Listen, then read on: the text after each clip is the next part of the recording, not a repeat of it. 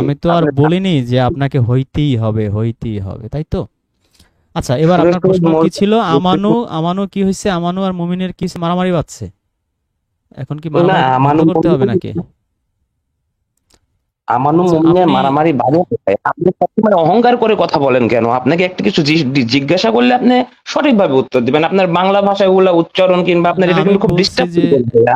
আপনি আমি তো সোশ্যাল আপনার মিডিয়ায় কথা প্রশ্নটা বলেন, বুঝি আপনি নাই। কেন অহংকার বোধ করে কথা হ্যাঁ, বলেন ভাইয়া? আপনি কথা বলছেন আমি হেয়ালিপনা অহংকার দিয়ে। কোথায় করলাম? আমি অহংকার কোথায় করলাম সুরেশ্বরী আপনাকে ভাই? আমি অহংকার, আপনি একটু একটু একটু পানি খান। আপনি একটু পানি খান। আপনার আপনার সুরেশ্বরীর বাবার জজবা উঠে গেছে আপনার ভিতরে, বুঝছেন? এই সুরেশ্বরী বাবার জজবা নিয়ে তো আপনি আমার সাথে কথা বলতে পারবেন না ভাই, বুঝছেন? এসব বাবা টাবা তো আমি গুনি না। আপনার চেয়ে বড় বড় বহু বড় বাবা সুরেশ্বরী, বড় বড় সুরেশ্বরী মুড়ি দেশে কিন্তু আমার কাছে কুত্তা পিটানি খাইছে। আপনি বিশ্বাস না হলে আপনি আমার ওই যে ইউটিউব চ্যানেলে দেখে নিতে পারেন। কুত্তা পিটানো পিটাইছি। আপনি আর কি জানেন? আপনি তো ওই আমানু মুমিনের মধ্যে পড়ে আছেন। ওই বাকি বিল্লা আসছিল 2 দিন। বাকি বিল্লা, তারপর আসছিল কি আলামেন, কি কি যেন 3-4টা আসছিল। তো সুবিধা করতে পারে নাই। তো আপনি তো ভাই সেদিনকার পিচ্ছি পোলাপান, হয়তো নতুন মুরিদ হইছেন। মাথা ঠান্ডা করেন, পানি খান, আর থানায় কেস করেন, বুঝছেন? এত উত্তেজিত হইলে রিজন মাহমুদের সাথে পারা যাবে না। রিজন মাহমুদের সাথে পারতে হবে কেমনে? আমি কৌশল শিখাইছি। আমি আসিফ মহিউদ্দিনের সাথে কেমনে পারছি জানেন? খুব মিষ্টি মিষ্টি মিষ্টি করে তারপর আসিফ মহিউদ্দিনের ছাই দিয়ে ধরছি। 30 মিনিট পরে সে কিছু বলতে পারে না, লাস্টে বলে ভাই আরেকদিন, ভাই আরেকদিন বসবো। আমি বলি না, আজকে বসেন। না ভাই আরেকদিন, আরেকদিন, আরেকদিন। ওই এরকম শুরু করে দিছে। তো এইটা হচ্ছে কৌশল। যখন ভিন্ন ধর্মে কেউ থাকবে, তার সাথে এই কৌশলে আপনি লড়াই করবেন। আইসা প্রথমেই ওরকম ওরকম সুরেশ্বরী বাবার মতো হোকমাওয়ালা হোকমাওয়ালা শুরু করলে আপনি তার সাথে কুলাবেন না ভাই। তো এত শিখাই আপনাদের, আপনারা কেন শেখেন না আমি ঠিক জানি না। শেখেন। ভিন্ন মতাদর্শের মানুষের সাথে কিভাবে ডিবেট করতে হয়, আসিফ মদ্দিন আর রিজান মাহমুদের ডিবেটটা দেখবেন, শিখতে পারবেন। শিখেন, পড়ালেখা করেন, তারপরে ডিবেটে নামেন, বুঝছেন? এত ফাল টাল পেরে কোনো লাভ নাই। নাজমুল হোসেন ভাই, আপনি শুনতে পাচ্ছেন? জি, সালামুন আলাইকুম। জি, সালাম আলাইকুম হ্যালো। ভাইজান, বলুন। জি, ভালো আছেন আপনি? জি আমি আলহামদুলিল্লাহ, আপনি ভালো দীর্ঘদিন আছেন? ধরে আপনার বক্তব্য শুনি, আপনার বক্তব্য অন্য সব বক্তব্যই শুনি। যা কিছুই শুনি আমি কোরআন থেকে কম্পেয়ার করি। আমার কাছে মানদণ্ড হচ্ছে কোরআন। আর কতটুকু বুঝি সেটা আল্লাহ ভালো জানে, জানি না। তবে আমার একটা প্রশ্ন ছিল আজকে। প্রশ্নটা হচ্ছে, খেলাফত তো আল্লাহর দান নাকি? খেলাফত তো আমরা প্রতিষ্ঠা করার জন্য যান জীবন দেওয়াটা আল্লাহ নিষেধ, মানে কোনো হুকুম করে নাই। এই ধরনের কোনো আয়াত কি আল্লাহ নাজিল করছে যে আমাদেরকে খেলাফত প্রতিষ্ঠা করতে হবে, গণতন্ত্রের মাধ্যমে হোক, যে মাধ্যমে হোক, গণতন্ত্র, সমাজতন্ত্র, রাজতন্ত্র, যেভাবে হোক নাকি? কারণ এটা কি সূরা আপনার নূরে, প্রশ্ন? এটা কি আপনার আমি প্রশ্ন আমি নাকি আমি মানে আমি আর বলি প্রশ্ন আমি বলি আছে? আমি বলি যেহেতু আল্লাহর সূরা নূরে আল্লাহ স্পষ্ট বলছে 55 নম্বর আয়াতে, হে রাসূল তুমি ঈমান আনো, তোমরা ঈমান আনো, আমলে সলে করো, আমি তোমাকে রাষ্ট্রের ক্ষমতায় অধিষ্ঠিত করে দেব। ওইখানে কি রাষ্ট্র তারপর শব্দ তুমি আছে? সালাত, হ্যাঁ না, ওখানে কি রাষ্ট্রীয় মানে ক্ষমতা, রাষ্ট্রের কথাই তো লেখলো আর কি, বা না, ওখানে খেলাফত রাষ্ট্র, দান করে। রাষ্ট্র শব্দ নাই ওইখানে। আচ্ছা, রাষ্ট্র শব্দ তাই, আচ্ছা যাই হোক, ওটা আপনার একটু কারেকশন করে দেবেন। আমি যতটুকু বুঝতে পারছি, আমি যতটুকু অনুবাদ করছি, তো সেক্ষেত্রে আরো বলছে যে তোমার এরপরে তুমি সালাত কায়েম করো, জাকাত আদায় করো। তো সেই ক্ষেত্রে মোহাম্মদুর রসুল্লাহ সাল্লাম যখন মদিনা রাষ্ট্রের প্রধান হইলেন, রাসুল সাল্লাম তো রাজনীতি করেন নাই। সে তো রাজনীতি করতে আসেন না, সে আল্লাহর বিধানকে প্রতিষ্ঠিত করছেন। এবং আচ্ছা, সে বিধানের ব্যাপারে, আচ্ছা ইয়ে ভাই, ওই যে আম, নাজমুল নাজমুল, হোসেন ভাই, জি মদিনা কি রাষ্ট্র না একটা জেলা বা একটা শহর? একটা জেলাকেই আল্লাহ তাআলা হয়তো রাসূল সাল্লাল্লাহু আলাইহি ওয়াসাল্লামের তো মাধ্যমে জেলাকে তো খেলাফত আপনি দান করেন। রাষ্ট্র, জেলাকে তো আপনি রাষ্ট্র বলতে পারেন না, পারেন? রাষ্ট্র তো একটা বৃহৎ পরিসর। রাষ্ট্র হইতে গেলে তার সার্বভৌমত্ব থাকতে হবে, তার ডিফেন্সিভ ফোর্স থাকতে হবে, তার ট্যাক্স সিস্টেম থাকতে হবে, তাই না? অনেক কিছু থাকতে হবে। কিন্তু হ্যাঁ, নবী হ্যাঁ, মোহাম্মদুর হ্যাঁ। রাসূলুল্লাহ যেটা করছেন সেখানে কি আধুনিক রাষ্ট্র বলতে আমরা যা বুঝি তার একটা এলিমেন্টসও ছিল? একটাও সিঙ্গেল ওয়ান? কিন্তু আল্লাহ তো তার ওই ওই মদিনার খেলাফতটা দিছিল নাকি? মদিনা না, থেকেই তো মদিনা খেলাফতের। বললে তো আমার কোনো অবজেকশন নাই, কিন্তু আপনি যখন মদিনা রাষ্ট্র বলছেন তখন কিন্তু আই হ্যাভ এ কোয়েশ্চেন বা আই হ্যাভ এ গ্রেট ওই অবজেকশন। যে একটা ছোট মডেল, মদিনা একটা জেলাতেই আল্লাহ রাসূল মডেল সাল্লাল্লাহু আলাইহি মডেল সাল্লামের আপনি সেই কি মডেল আপনি কিভাবে বলছেন? ওখানে কি কোনো ছিল, ট্যাক্স সিস্টেম ছিল, কোনো ডিফেন্সিভ ফোর্স ছিল, বিমান বাহিনী বা সেনাবাহিনী এরকম কোনো ফোর্স ছিল বেতনভুক্ত, বা রাসূলের কি কোনো সিংহাসন ছিল বা কোনো রাজ দরবার ছিল? না, এখন ওই মর্মে তো আমরা কোরআনে সেরকম কোনো আয়াত পাই নাই, কিন্তু হাদিসে তো আমরা অনেক কিছুই পাইছি, দেখি ভাই হাদিস তো যে আমি রাষ্ট্র। বিশ্বাস করি না, এটা আপনি জানেন কিনা আমি ঠিক জানি না। আপনি হ্যাঁ জানি তো, আপনি আমার একটু বুঝিয়ে দেন। সেক্ষেত্রে তো আমাদের এই গণতন্ত্র ফণতন্ত্র সমাজতন্ত্র এগুলো তো আমাদের জন্য কোনো অবস্থাতেই গ্রহণযোগ্য না। না, গণতন্ত্র তো অবশ্যই গ্রহণযোগ্য।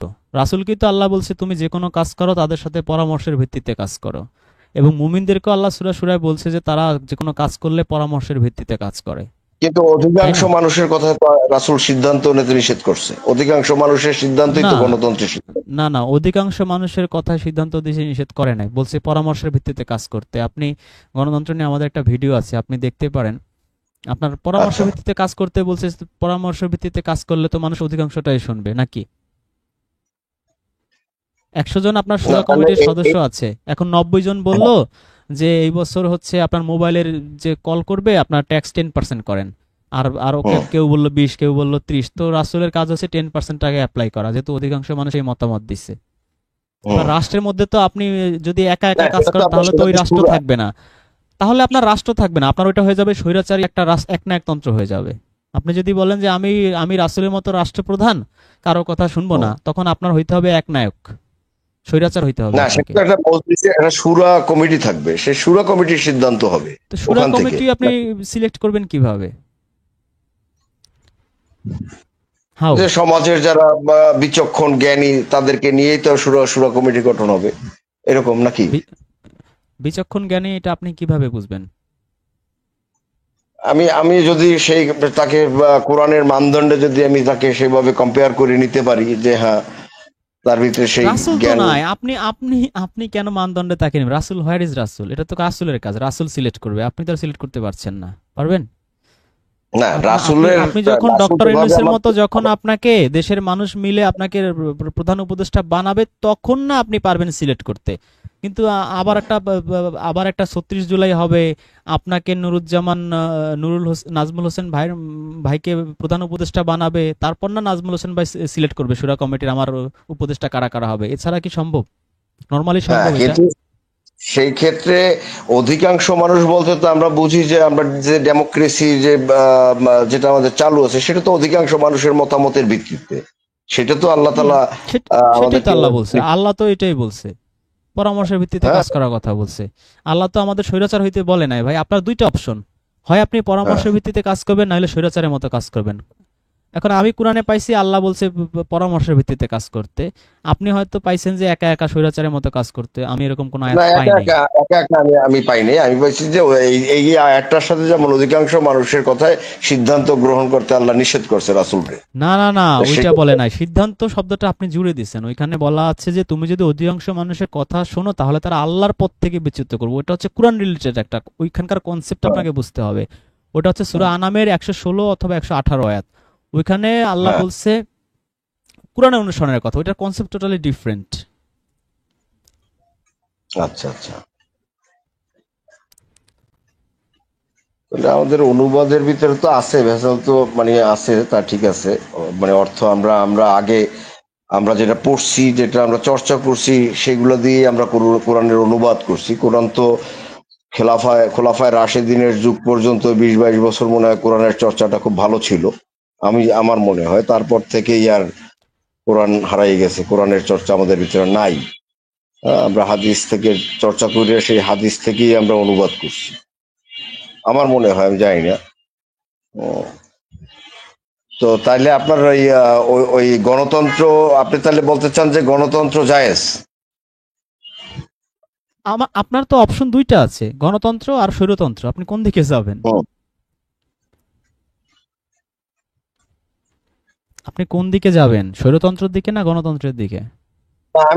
আমি তো মনে করি যে আপনি অ্যাকর্ডিং টু কোরআন, ঈমান আনবেন আমলে সলে করবেন।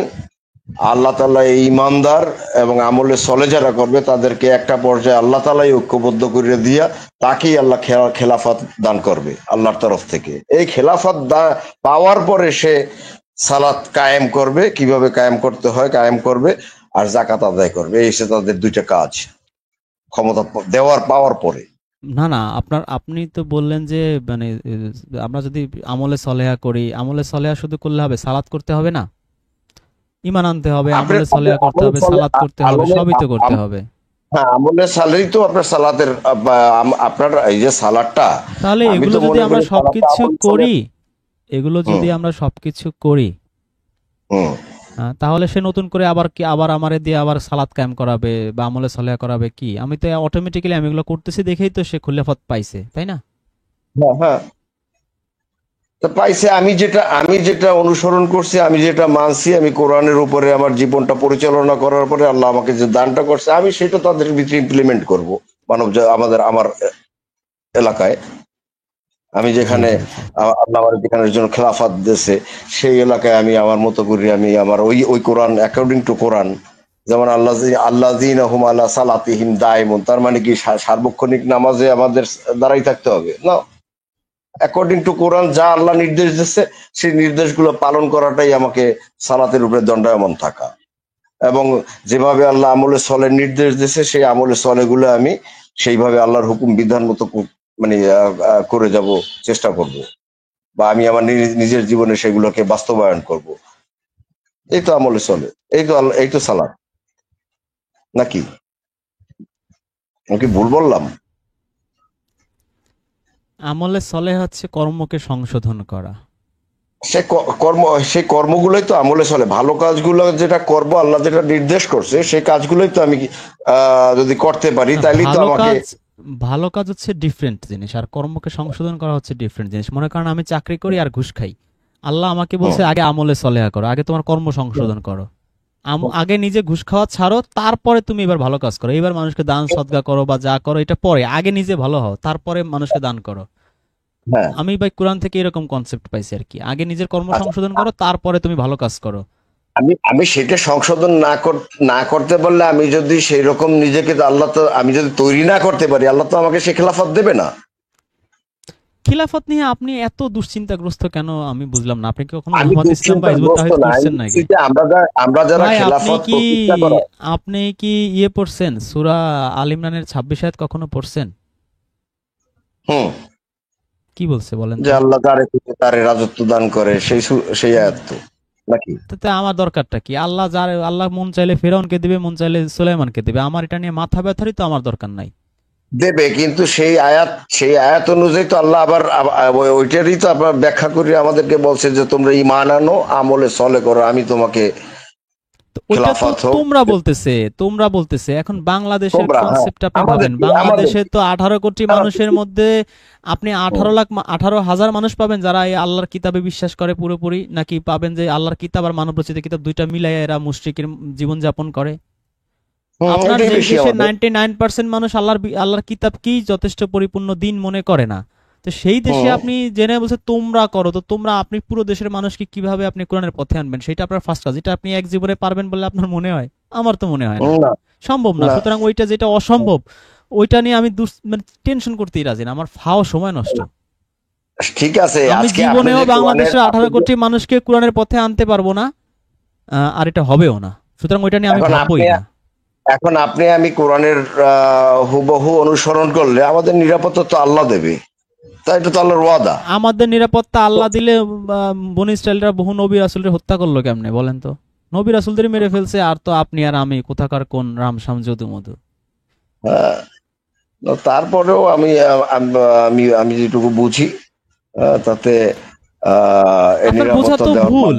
আপনি বলতেছেন নিরাপত্তা আল্লাহ দিবে, আল্লাহ বলতেছে বহু নবী রাসূলদের বনি ইসরায়েল হত্যা করছে, তাহলে ঈমান আনলে কি আল্লাহ নিরাপত্তা না না, দিচ্ছে? এটা তো দিচ্ছে না এটা তো তো। এটা তো রাসূলরে আল্লাহ ওয়াদা করছে, এবং রাসূল রাসূল পর্যন্ত শেষ, মোহাম্মদ শেষ নবী।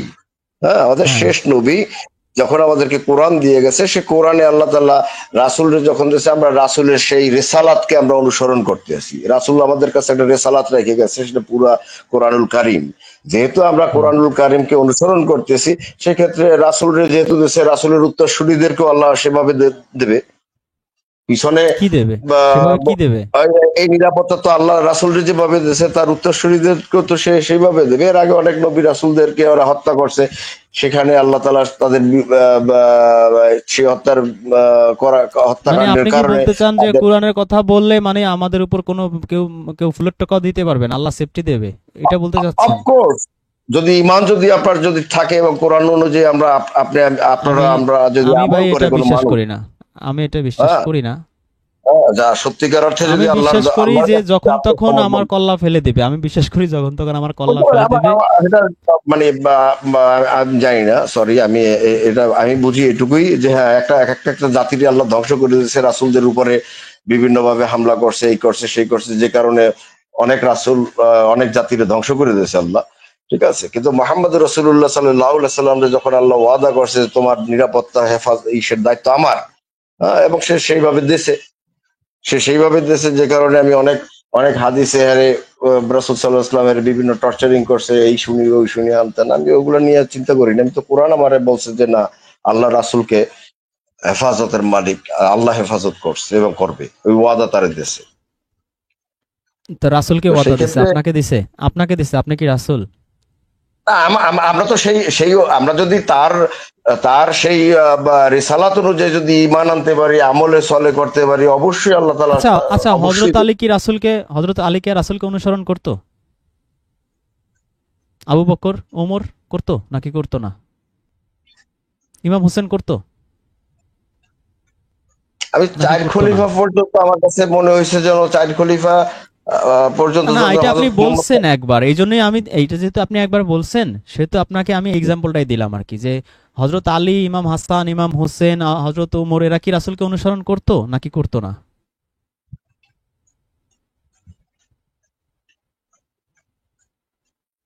হ্যালো, হুম, না মানে ঠিক আছে, করতো আপনি নাকি বলছেন করতো না? বলছেন তবে আমি আমি বিশ্বাস করি 100% আমাদেরকে সেভাবে থাকতে পারলে আমি আমার বিশ্বাস। ভাই আমি আর পারতেছি না, ঠিক আছে, ক্ষমা করবেন। আপনাকে আমি একটা সিম্পল প্রশ্ন 3-4 বার করতেছি, যেহেতু আপনি বারবার বলতেছেন আল্লাহ সিকিউরিটি দেবে, কিছু হবে না, ফুলের টাকাও দিতে পারবে না, যেহেতু আমরা রাসূলের অনুসারী, এই জন্য আপনাকে বললাম আপনার এই যুক্তি খোলাফায়ে রাশিদিন বারবার বলছেন। আমি বললাম যে ওমর, হযরত আলী, ইমাম হোসেন, ইমাম হাসান এদের কি দিছে? আপনি তো বলবেন হ্যাঁ অবশ্যই, এরা কি অনুসারী ছিল রাসূলের? আপনি তো নিশ্চিত বলবেন যে হ্যাঁ অনুসারী ছিল। কিন্তু আপনি সেটা বলছেন না, কেন বলছেন না সেটা আমি বুঝতে পারছি। যদি আপনি বলেন যে হ্যাঁ দিয়েছে, দিত, তাহলে আমি সেকেন্ড প্রশ্নটা আপনারা করতাম, তাহলে এদেরকে কেন মানুষ হত্যা করলো? হযরত আলীকে কেন ছুরিকে আঘাতে হত্যা করা হলো? হযরত ওমরকে কেন ছুরিকে আঘাতে হত্যা করা হলো? ইমাম হাসানকে কেন বিষ প্রয়োগে হত্যা করা হলো? ইমাম হোসেনকে কেন কারবালায় শহীদ করা হলো? আল্লাহ নিরাপত্তা কই দিল? দেয় নাই। সুতরাং এটা সম্ভব না, আমি এটা বিশ্বাস করি না। আপনার প্রথমে আমি বলছি, আপনি আমাকে মনে হয় প্রেশারাইজ করছেন, কিন্তু আমি করি না ভাই। কেন করি না এটা তো আমি জানি, এটা আপনাকে ডিটেলস বলতে গেলে হয়তো আপনি নিবেন না, যাই হোক, এই জন্য আমি বলি নাই। অনেক কারণ আছে, অনেকগুলো আর্গুমেন্ট আমি আপনাকে দিতে পারবো, সেটা নিতে পারেন বা না পারেন সেটা আপনার ব্যক্তিগত ব্যাপার, এটা দিবে না, এটা হবে না। পৃথিবী চলে ল অফ নেচারের উপরে, পৃথিবী ওইভাবে চলে না। এনিওয়ে, যাই হোক, আপনার সাথে কথা বললাম নুরুজ্জামান ভাই, নাজমুল হোসেন ভাই, ভালো থাকবেন। আচ্ছা, এরপরে আছেন সাজ্জাদ হোসেন। জি।